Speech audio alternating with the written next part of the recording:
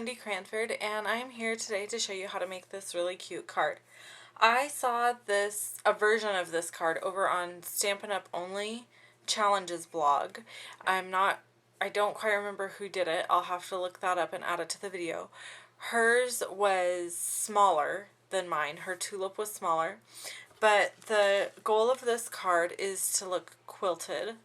And this is supposed to be a quilted tulip. Now, I showed this to my husband and my child told me it looked like a spaceship, and my husband told me he had no idea what it was. So I'm going to pretend like they just don't know what a quilt block tulip is supposed to look like, and that this really does look like one. The one over on the Stampin' Up! Only blog really looks like the tulip. It has the stem and everything, but anyway, I was wanting to do this super simple. So let's get started on how to make this. So first you're just going to need a piece of 8.5 by 4 3/4 paper. You square it and fold it in half, and it's going to make a 4 3/4 by 4 1/4 card. So that's just Whisper White.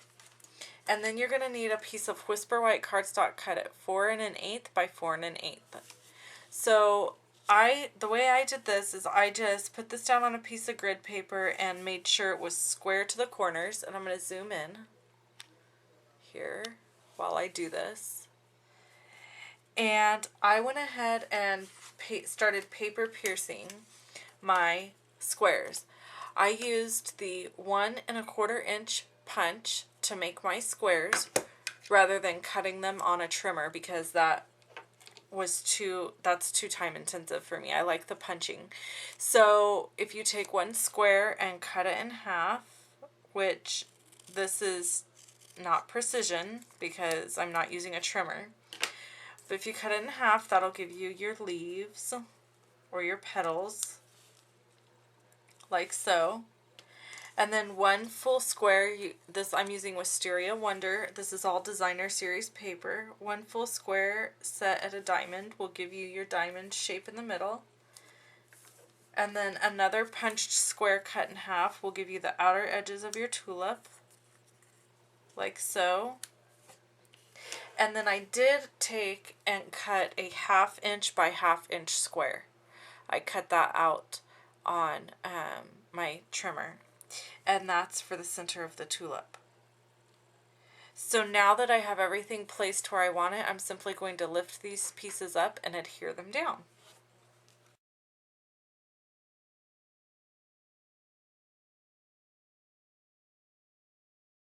To now run this through the Big Shot in order to give it that quilted pressed look. So I'm using my Big Shot, and I'm using the multi-purpose flat platform. And I'm folding open tab 2, so you'll just have tab 1 and the platform. Then I'm using a clear plate, and I am using this lattice square embossing folder, and I'm just going to place my quilt block inside, like so, and shut this. And then I'm going to add another clear plate to the top. And now I'm simply just going to run it through the Big Shot. And I used very little adhesive when I was adhering all these down, because when you run it through this lattice embossing folder, it smushes stuff together really well. So you don't have to use a lot of adhesive.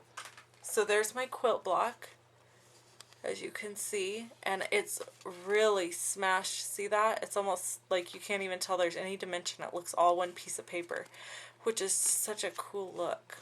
So then I've taken a piece of Wisteria Wonder, and it is cut at 4 1/2 by 4 1/4. And I'm gonna just adhere it down onto my Whisper White cardstock. Whoops, I think I've miscut here. This should be at 4 1/2. I think, yep, I had it at 4 3/4. So I'm just going to trim the end off there. Perfect.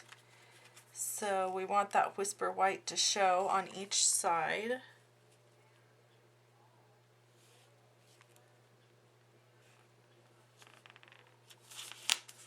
Okay.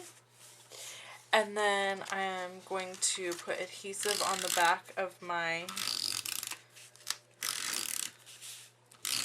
quilt block. And I'm going to just adhere it down centered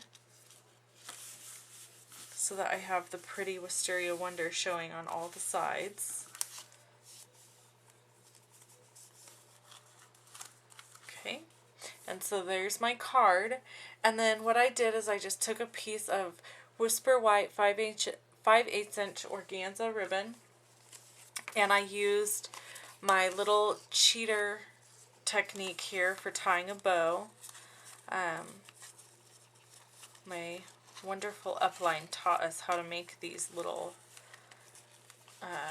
cheater bow things, and I think I'll have to do a Tidbit Tuesday on this.